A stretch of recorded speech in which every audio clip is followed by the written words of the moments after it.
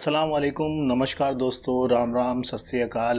तो आपका स्वागत है मेरे YouTube चैनल अल्टूड फैक्ट्स में। और आज हम आपके सामने लेकर आए हैं एक ऐसी वीडियो का रिप्लाई जो कि ऑन डिमांड है। ऑन डिमांड क्यों है? क्योंकि कमेंट में हमारे कुछ कमेंट करने वाले लोगों ने कहा है कि आप इस पर बनाइए। एक हमारे यादव जी हैं, उन्होंने भी कहा था कि सर आप ऐसा कीजिए, आपकी एक वीडियो है जो मैंने देखी है, आप इस पर वीडियो बनाइए, क्योंकि इसमें थोड़ा सा कॉन्सेप्ट ना लोगों को समझ नहीं आया।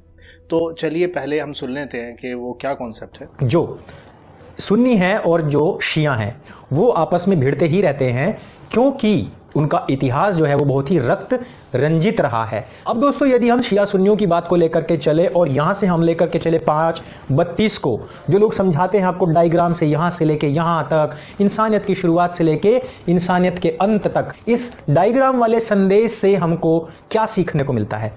हुसैन कौन थे? मोहम्मद साहब जिनको बहुत ज्यादा प्यार करते थे, उनके नवासे, उनके भाई उनको अत्यंत प्रेम करते थे, उनके बच्चों को अत्यंत प्रेम करते थे।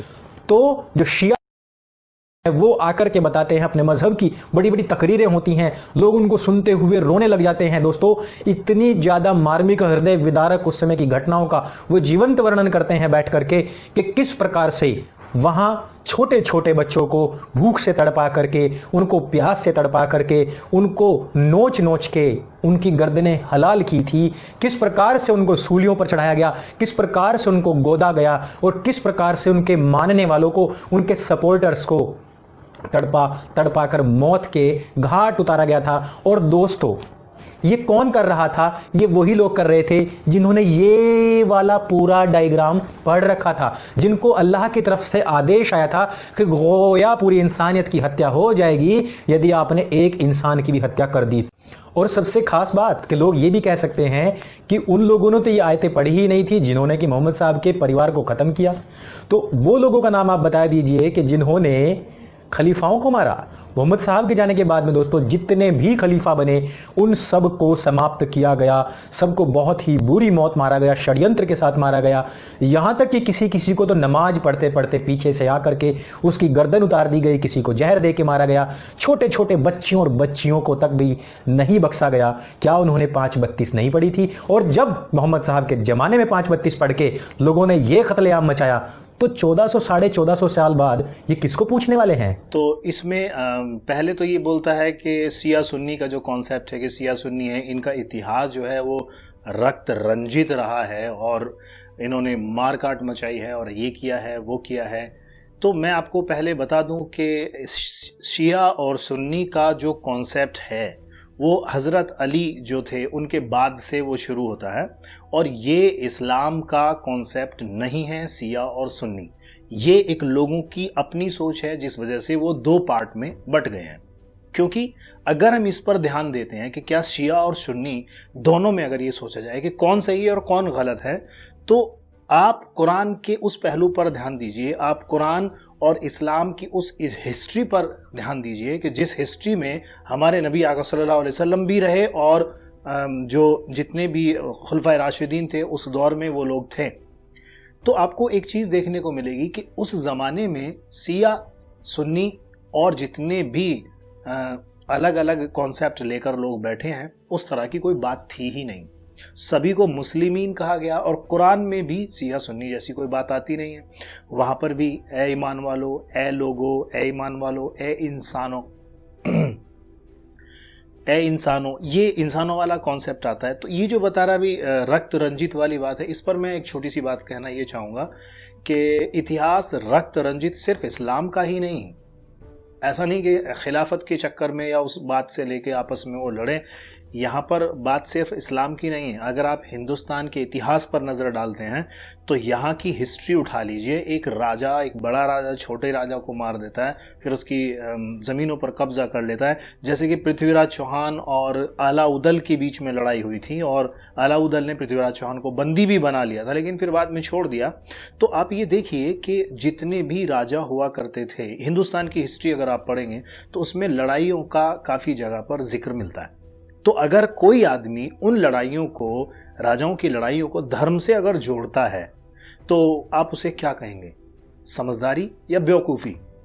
राजनीति और धर्म दोनों अलग अलग कॉन्सेप्ट हैं। हाँ, वो एक बात अलग है कि लोग धर्म के नाम पर राजनीति करने लगे, वो एक अलग चीज होती है, लेकिन राजनीति का रास्ता अलग है और धर्म का रास्ता अलग है। अगर कोई इंसान धार्मिक होता है और धर्म को एक्सेप्ट करके फिर राजनीति करता है तो वो लोगों में बिगाड़ पैदा नहीं करता, वो लोगों को तोड़ने का काम नहीं करता जैसे ये लोग करते हैं। ये 5:32 का जिक्र करता है कि 5:32 यानी सूरह मायदा की 32वीं आयत। मैं इसका जवाब भी दूंगा इंशाल्लाह, और 5:33 में भी ये काफी मैंने इसकी वीडियो देखी है तो ये 5:33 का भी जिक्र करता है। देखिए, मैं इसका सटीक जवाब यहां पर नहीं देना चाहता। मैं चाहता हूं कि कभी हमारा लाइव डिबेट हो और मैं कोशिश करूं इंशाल्लाह कि इसको मैं ये बात सही से समझाऊं कि 5:32 और 5:33 का जिक्र क्यों है और उसका मीनिंग क्या है एग्जैक्टली। तो अब यहां पर मसला ये आता है कि इसमें ये बात बोल रहा है कि खलीफाओं का कत्ल हुआ, ठीक है, और क्या उन लोगों ने वो 5:32 पढ़ी नहीं थी, क्या वो लोग इसके बारे में जानते नहीं थे। तो मैं एक बात कहना चाहूंगा, इस्लाम, मुस्लिम, मोमिन, मुस्लिमीन, ये अलग अलग कॉन्सेप्ट पे अगर हम ध्यान दें अलग अलग मौजू निकल कर आते हैं। जैसे कि एग्जाम्पल के तौर पे अगर हम बात करते हैं कि 5:32 में कुरान में जो कहा गया वो खलीफाओं को मारने वाले कौन थे, मुशरिक थे या मुनाफिक थे। अब मुनाफिक और मुशरिक, मैं इसको डिटेल में नहीं जा रहा, डिटेल खुद सोचते रहेंगे ये लोग क्योंकि ये तो बहुत ज्यादा स्टडी करते हैं इस्लाम की। तो मुशरिक और मुनाफिक कौन होते हैं? मुनाफिक जो है वो भी मुसलमानों में से निकला हुआ एक कॉन्सेप्ट है, जो खुद को मुसलमान भी कहते हैं लेकिन मुसलमान है नहीं, दाढ़ी टोपी भी होती है लेकिन फिर भी मुसलमान नहीं है। तो मुनाफिक की एक कैटेगरी, मतलब मुस्लिमों में ही एक कैटेगरी होती है जो मुनाफिक होते हैं और अल्लाह ताला ने उनको भी जहन्नम में डालने का हुक्म दिया है। तो वहां पर जो ये हुआ खिलाफत के दौर में, तो मुशरिक और मुनाफिकीन वो लोग थे जिन्होंने उन खलीफाओं का कत्ल किया, या कुछ लोग उनमें शामिल ऐसे लोग थे जो अपनी राजगद्दी हथियाने के लिए खलीफा को मारना चाहते थे।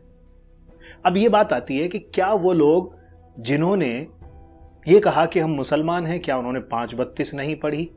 किसने ये बात बोली है? बिल्कुल पढ़ी है 5:32। अगर आप कुरान के मौजू पर ध्यान देते हैं और आज के जमाने में या नबी के जमाने से और आज तक जितने भी मुसलमान रहे हैं या मुसलमान बादशाह रहे हैं, जालिम भी रहे हैं मुसलमान बादशाह और अच्छे भी रहे हैं, लेकिन इसमें अब अगर आप ये देखते हैं आज के जमाने में मुसलमान शराब भी पीता है, मुसलमान गाली भी देता है, चोरी भी करता है और गुस्से में आके मर्डर भी कर देता है। तो सवाल ये बनता है कि क्या वो मुसलमान जो इस तरह की एक्टिविटी करते हैं, क्या उन्होंने 5:32 नहीं पढ़ी? अरे कुरान को मान कौन रहा है आज की डेट में? या फिर वो लोग जिनके दिमाग में दुनिया ठोक ठोक के भर दी गई हो या दुनिया का कॉन्सेप्ट उनके जहन में बैठ गया हो, तो वो कैसे मान लेंगे कुरान को? वो तो ये बोलेंगे कि जी ठीक है, हाँ लिखा हुआ है कोई बात नहीं, लेकिन हमें तो ये भी चाहिए। तो ऐसे लोगों के लिए तो बिल्कुल जहन्नम का रास्ता है, चाहे वो मुसलमान हो या कोई भी हो, उससे फर्क नहीं पड़ता। क्योंकि मुसलमान का मतलब होता है अल्लाह की मानने वाला। अल्लाह को मानने वाला भी मुसलमान है, लेकिन अल्लाह की मानने वाला मोमिन कहलाता है। मुस्लिम में और मोमिन में फर्क होता है। तो यहां पर जो ये कह रहा है कि वहां खलीफाओं का कत्ल किया गया, उनके छोटे छोटे टुकड़े बच्चों के कर दिए गए और ये कर दिया गया और वो कर दिया गया, ये कितना लाड़ दिखा रहा है यार, मुझे समझ नहीं आ रहा। मतलब कितना लाड़ दिखा रहा है ये, क्योंकि इसका मकसद क्या है? अभी ये जो डायग्राम समझा रहा था, देखो जी ये करने वाले लोगों ने ऐसा कर दिया। क्या उन्होंने 5:32 नहीं पढ़ी थी? पढ़ी तो सबने है, पढ़ी तो तूने भी है 5:32। तो क्या तू इस चीज को रोकता है? 5:32 क्या इसने नहीं पढ़ी? क्या ये लोग 5:32 पढ़ के गुमराही के रास्ते पर नहीं है? क्या ये लोग लोगों को भड़काने का काम नहीं करते? क्या ये लोग अपने आप को सर्वश्रेष्ठ कहकर दूसरे लोगों को नीचा दिखाने की कोशिश नहीं करते? 5:32 तो इसने भी पढ़ी है, तो ऐसे ही 5:32 उन्होंने भी पढ़ी थी जैसे तूने पढ़ रखी है भाई, ये भी कोई बात है। तो 5:32 पढ़ने वाले तो बहुत थे, सूरह अल मायदा की 32वीं आयत पढ़ने वाले तो बहुत थे, लेकिन वो तेरे जैसे भाई थे, या फिर वो लोग अपनी अहम, अपनी ईगो उनको सामने रख के और इस्लाम को भी लेकर चलना चाहते थे, जबकि ऐसा नहीं हो सकता। एक म्यान में दो तलवारें कहां हो सकती हैं? तो मेरे कहने का मीनिंग क्या है? मेरे कहने का मीनिंग ये है कि जिन्होंने कुरान को पढ़ा और उस पर अमल किया वो मोमिन कहलाएगा, और जिन्होंने कुरान को पढ़ा अमल नहीं किया, मुसलमान तो हो सकता है लेकिन मोमिन के दर्जे में, दाई के दर्जे में, या फिर एक बहुत बड़े लेवल पे जो दर्जा होता है अल्लाह के नजदीक, वहां पर पहुंचना इम्पॉसिबल है, क्योंकि उसके लिए तो कुरान को 100% मानना पड़ेगा। अब बात ये आती है कि मुसलमान के बारे में जो मैंने कॉन्सेप्ट समझाया था, मुनाफिक और मुस्लिम, मोमिन और दाई, ये सब जो कॉन्सेप्ट मैं समझा रहा था, इसको कुरान क्या कहता है इस बारे में, और कुरान में सूरा वाकिया में क्या लिखा है, अल्लाह ताला क्या फरमाते हैं इस बारे में। चलिए उसको जरा हम पढ़ लेते हैं। तो इसमें अल्लाह ताला फरमाते हैं, अगर हम देखते हैं 7 से शुरू करें, तुम लोग उस समय 3 गिरोह में बढ़ जाओगे, दाएं बाजू वाले तो दाएं बाजू वाले, यानी उनके सौभाग्य का क्या कहना, और बाएं बाजू वाले तो बाएं बाजू वाले उनके दुर्भाग्य का क्या ठिकाना, और आगे वाले तो फिर आगे वाले ही। यानी अब आपने देखा इसमें जो दाएं बाजू वाले, बाएं बाजू वाले और आगे वाले का जिक्र है, तो ये पूरी कायनात के लोगों के लिए है। जो गुनाहगार हैं उनको अल्लाह ताला ने बांट दिया। जो आदमी अपने कर्म करेगा उसकी सजा दुनिया के साथ साथ वहां मौत के बाद भी मिलनी है। तो ऐसा नहीं है कि इसमें सिर्फ जो है गैर मुस्लिमों के बारे में लिखा है, नहीं, ये इसमें मुस्लिमीन भी आते हैं। ये वहां पर डिसाइड हो, अरे मुस्लिमीन के बारे में ही है कि लोग, मुसलमानों में वो लोग भी होंगे जिन्होंने खूनरेजी की होगी, जिन्होंने कत्लेआम किया होगा, जिन्होंने बहुत जुल्म किया होगा, और उनकी सजा जहन्नम होगी। तो ये मुसलमानों का जिक्र है कि भाई तुम लोग क्योंकि ईमान रखते हैं, 5:32 का जिक्र करते हो, आगे का कुरान का जिक्र कौन करेगा? या फिर अगर 5:32 पढ़ी है तो तुमने भी पढ़ी है, क्या तुम उन चीजों को मानते हो? बिल्कुल नहीं मानते, क्योंकि ना तो तुम मुसलमान हो और ना तुम्हें मैं हिंदू भी कह सकता हूं, नहीं कह सकता। तुम्हें मैं हिंदू नहीं कह सकता, मुसलमान तुम नहीं हो, क्रिश्चियन तुम नहीं हो, और ना यहूदी ना नसारा। तुम तो पता नहीं कौन से प्लेनेट के आए हुए हो यार, कंफ्यूज हूं। क्योंकि ना तो तुम सनातन धर्म को मानते हो, मैं इसका प्रूफ भी दे चुका हूं पहली वीडियोस में, ना तुम हिंदू धर्म को मानते हो, मतलब जो आजकल जो हिंदू धर्म को लेकर स्पेशली, वैसे इस बारे में हम बता चुके हैं ऑलरेडी, ना तुम उसको मानते हो। क्रिश्चियन, मुस्लिम, इनसे तुम जलते ही हो। रही बात सिखिज्म, उनको भी उनका भी कॉन्सेप्ट तुम्हें समझ में नहीं आता। तो तुम हो क्या वैसे, मतलब कहाँ के हो तुम? बीच में पड़े हुए हो और अब चिल्लाते रहते हो बचाओ बचाओ, कैसे, क्यों? अब ये सोच रहे हो कि क्यों ऐसा है, क्यों नहीं मानते हिंदू धर्म को? बहुत सारे व्यूवर्स ये सोच रहे होंगे, हाँ जी ये तो हिंदू धर्म को मानते हैं, इसका मैं प्रूफ दिखाऊं? प्रूफ दिखा। तो देखिए मेरे हाथ में एक किताब है और इसको सभी लोग पहचानते हैं, सत्यात प्रकाश नाम है इसका, और दयानंद सरस्वती जी क्या लिखते हैं, अगर ये बंदा वाकई में सनातन धर्म को मानने वाला है, आर्य समाज से ताल्लुक रखता है, तो मैं नहीं मानता कि वो इस बंदा इस किताब को झुटलाएगा। ये नहीं कह सकते नहीं जी ये किताब झूठी है, या तो अगर कहता है तो फिर वो सनातन धर्म को मानने वाला नहीं है। क्या बता सकते हो इस किताब के बारे में कि आर्य समाजी झूठ कह सकते हैं? क्या ये झूठी किताब है? नहीं। इसमें क्या लिखा है मैं पढ़कर सुना रहा हूं, जरा पढ़ लीजिए। इसमें लिखा है, कोई कहे कि माता पिता के बिना संतान उत्पत्ति, किसी ने मृतक को जिलाए, पहाड़ उठाए, समुद्र में पत्थर तैराए, चंद्रमा के टुकड़े किए, परमेश्वर का अवतार हुआ, मनुष्य के सींग देखे और वंध्या के पुत्र और पुत्री का विवाह किया, इत्यादि सब असंभव है, क्योंकि ये सब बातें सृष्टि क्रम से विरुद्ध हैं, और जो बात सृष्टि क्रम के अनुकूल हो वही संभव है। आगे भी है इसमें वैसे, यानी अगर इसको देखते हैं, आप देखते रहिए, इसमें लिखा है कि जो आदमी पहाड़ उठाए, 2 बार बोल रहा हूं मैं, या फिर समुद्र में पत्थर तैराए। तो मैं समझाना चाहूंगा आपको, समुद्र में पत्थर तैराने का यहां कॉन्सेप्ट श्री राम से है। श्री राम को जानते होंगे, उन्होंने जब अपना वो राम सेतु बनाया था तो पत्थरों पे श्री राम लिख के वानर सेना ने डाला तो पत्थर पानी में तैरने लगे थे। इनको ये बात हजम नहीं की, कहते नहीं ये असंभव है, सृष्टि के नियम के खिलाफ है और ये पॉसिबल नहीं है। तो भाई ये तो राम को नहीं मानते, पहली बात। इस बात से ये बात सिद्ध होती है। दूसरी बात यह है कि किसी ने पहाड़ उठाए, आपको याद होगा गोवर्धन पर्वत को श्री कृष्ण ने अपनी उंगली पर उठाया था, जिन्होंने कृष्ण लीला देखी होगी वो समझ गए होंगे। तो पहाड़ भी नहीं उठा सकते, मतलब चमत्कार तो इनके कॉन्सेप्ट में है ही नहीं कहीं भी दूर दूर तक। तो अभी इसका मतलब ये हुआ कि ये कह रहे हैं कि नहीं कोई पहाड़ भी नहीं उठा सकता, यानी कृष्ण जी की वो बात भी झूठी है, कृष्ण जी की वो लीला जो दिखाई गई थी वो भी झूठी है। यानी इसका मतलब वो इनडायरेक्टली कृष्ण जी को भी झूठा साबित कर रहे हैं, राम जी को भी झूठा साबित किया, श्री कृष्ण को भी झूठा साबित किया, दयानंद सरस्वती जी हैं उनको भी झूठा साबित कर रहे हैं। कैसे? सत्यात प्रकाश को ना मान के, क्योंकि ये भी चिल्लाते रहते हैं भाई देखो राम जी ने ये किया था वो किया था, बहुत सारी वीडियोस हैं इनकी। यार तुम उन्हें मानते भी नहीं हो फिर भी उनकी बात कर रहे हो, तो इसका मतलब तुम दयानंद सरस्वती जी को झुठला रहे हो। अगर दयानंद सरस्वती जी को मानते हो तो इसका मतलब तुम श्री राम को और श्री कृष्ण को झुठला रहे हो। मतलब कहीं टिकोगे भी जाके, हद हो गई यार, मतलब अनबिलीवेबल। कैसे यकीन कर सकते हो ऐसे झूठे और दोगले और क्या कहते हैं यार, मैं क्या कहूं, मतलब ऐसे इंसान को कि जो इसको इंग्लिश में ना रोलिंग स्टोन कहते हैं, यानी चिकना घड़ा, मतलब बस क्या बताएं। तो ये ऐसे लोग हैं। तो मैंने खैर ये बातें मैंने आपको बताई। अब हम इसकी दूसरी कॉन्सेप्ट पे बात कर लेते हैं। जो विश्लेषक हैं, जो इतिहासकार हैं, वो ये कहते हैं कि कुरान पहली बात तो नाजिल नहीं हुई थी।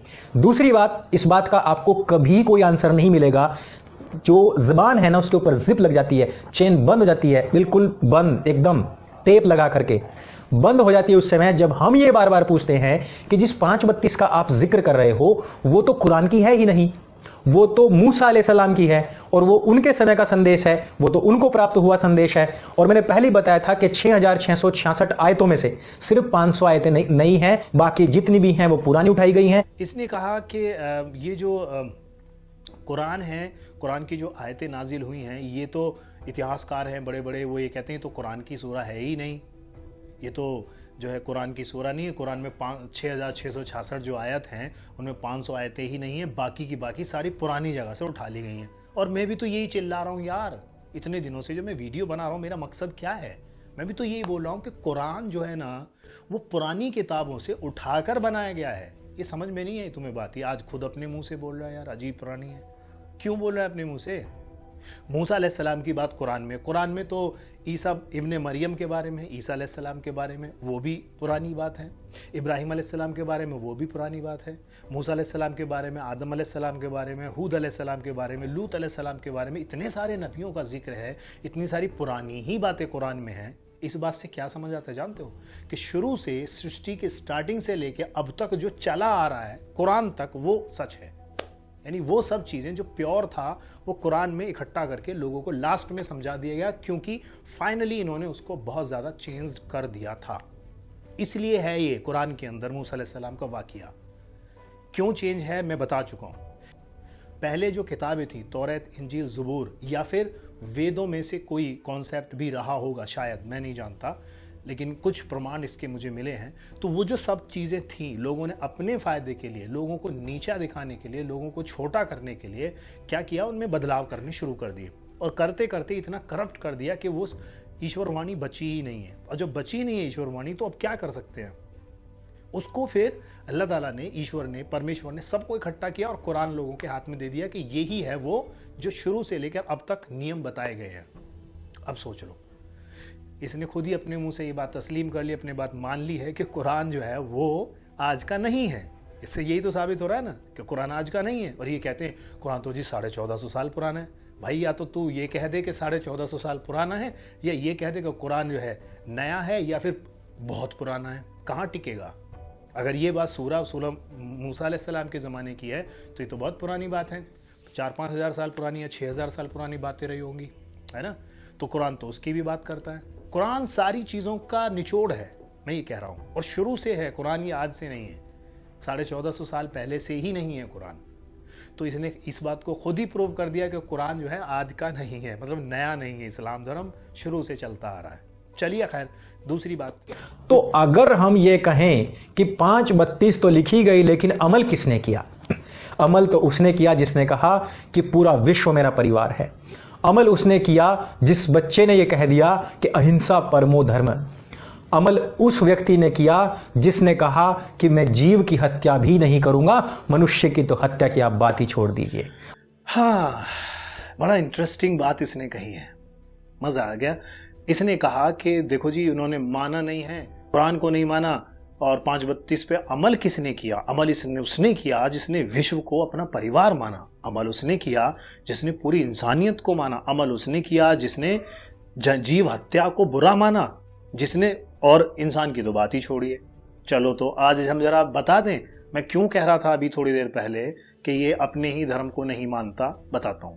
मेरे पास ये किताब है, इसको सभी लोग जानते हैं, और जो अभी मैंने आपको सत्यार्थ प्रकाश दिखाई थी, कोई ये कहे तो झूठी किताब है, तो मैं सत्यार्थ प्रकाश में जो इसके श्लोक लिखे हैं उसी से प्रूव कर सकता हूं कि ये सच्ची किताब है। मनुस्मृति वाकई में यही ओरिजिनल है।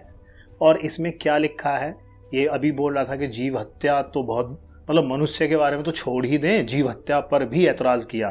तो क्या ये सनातन जो धर्म है, क्या इसके लोग या आर्य समाज के लोग मनुस्मृति को नहीं मानते हैं? या तो आप नहीं मानते, ये मान लीजिए। अगर ये बोलते नहीं जी ऐसे नहीं हो सकता, तो फिर ये बंदा झूठ बोल रहा है जो अभी कह रहा था ना कि जीव हत्या तो है ही नहीं। चलो आज जरा जीव हत्या और मनुष्य हत्या के बारे में, मनुष्यों पर अत्याचार के बारे में हम बता देते हैं। तो आइए दोस्तों चलते हैं इसका। आप देखिए अध्याय 3 है और श्लोक नंबर है 271, यानी 269, 270, 271। इसमें क्या लिखा है? मनुष्य के पितृ, यानी ये पूरा श्लोक है, उसमें मछली का मांस, मृग का मांस, इससे संतुष्टि और तृप्त रहते हैं। अब हम बात करते हैं अध्याय 4। अध्याय 4 में श्लोक नंबर है 27 और इसमें क्या लिखा है? दीर्घायु की कामना करने वाले अग्निहोत्र ब्राह्मण को नवीन धान्य तथा पशु के यज्ञ किए बिना अन्य तथा मांस, यानी अन्न तथा मांस का भक्षण नहीं करना चाहिए।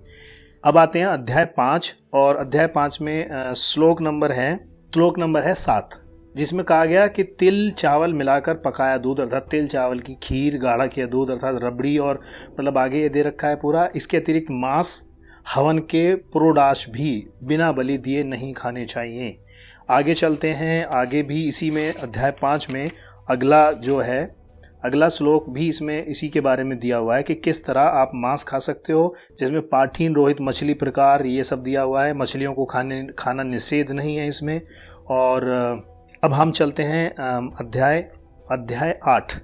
इसमें क्या कहा गया है कि वो इंसान जो शूद्र द्विजाति यानी ब्राह्मण, क्षत्रिय और वैश्य को गाली देता है, उसकी जीभ काट लेनी चाहिए, क्योंकि नीच वर्ण का होने से वह इसी दंड का अधिकारी है। और शूद्र अगर ब्राह्मण, क्षत्रिय, वैश्य को नाम से पुकारे तो मुंह पर 10 उंगली लंबी लोहे की जलती हुई रॉड ठोक देनी चाहिए। और अगर घूंसा मारे, यदि शूद्र द्विजाति किसी व्यक्ति को हाथ उठाकर चपेट मारता है अथवा घूंसा मारता है, लाठी उठाकर आक्रमण करता है, तो उसका हाथ काट देना चाहिए। और यदि वह कुद्र होकर पैर प्रहार करे तो उसका पैर काट डालना चाहिए। उच्च वर्गीय लोगों के साथ बैठने की इच्छा रखने वाले शूद्र की कमर को दाग करके उसे या तो वहां से निकाल भगाना चाहिए अथवा उसके नितंब यानी चूतड़ को इस प्रकार से कटवा देना चाहिए जिससे वह न मरे और न जिए। तो दोस्तों अब समझ में आया होगा, ये जो बोला था ना कि अहिंसा परमो धर्म, अब देख लो जरा। मनुस्मृति में ये लिखा है कि वो इंसान जो इस तरह से अगर हाथ उठाए, घूंसा करे, तो उसके नितंब यानी उसका बैक साइड है ना, पिछवाड़ा, उसको काट लो।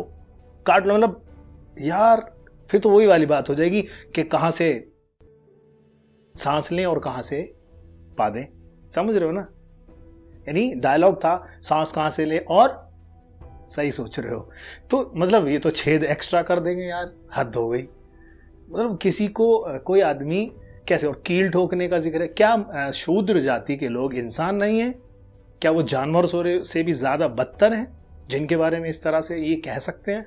क्या इन श्लोकों को वो कह सकते हैं कि नहीं ये गलत है? गलत है तो मुझे बताएं फिर कैसे गलत है। मैं इसका प्रमाण दूंगा, विद प्रूफ दूंगा। और स्पेशली चमड़े का जिक्र ऋग्वेद में हुआ है, आप देख सकते हो, आपकी स्क्रीन पे आ रहा है, चमड़े का जिक्र ऋग्वेद में है।